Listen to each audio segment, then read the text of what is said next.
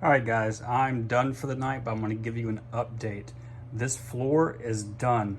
I've got my battery tray in place, power connections coming up to the battery here. I've got cable slot cut for all the RCAs that are come in and out of the Helix. So I've got RCA inputs, I've got my power connections for the Helix and my director connection for the Helix there. So other things I've done, these T-nuts and mounting bolts all line up for both subs. I've got one of the side panels in right now. The other one is right there. I'm just dry fitting at this point. The floor is actually attached. When I say attached, I mean construction adhesive and screws to that brace. So the front support for the enclosure is in place. Now, I had someone ask about these windows that I put on both sides of this enclosure.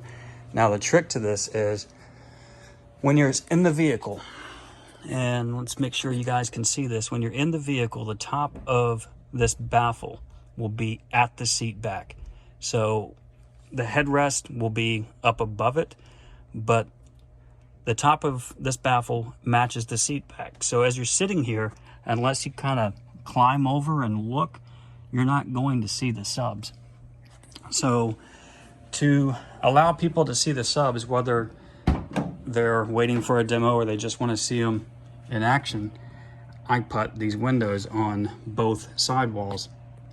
So you can look, see the subs in action, and as a matter of fact, right here, this area right here between the front headliner and the rest of the stuff I'm building, there'll be LED shining down on those carbon 24s so you can see them.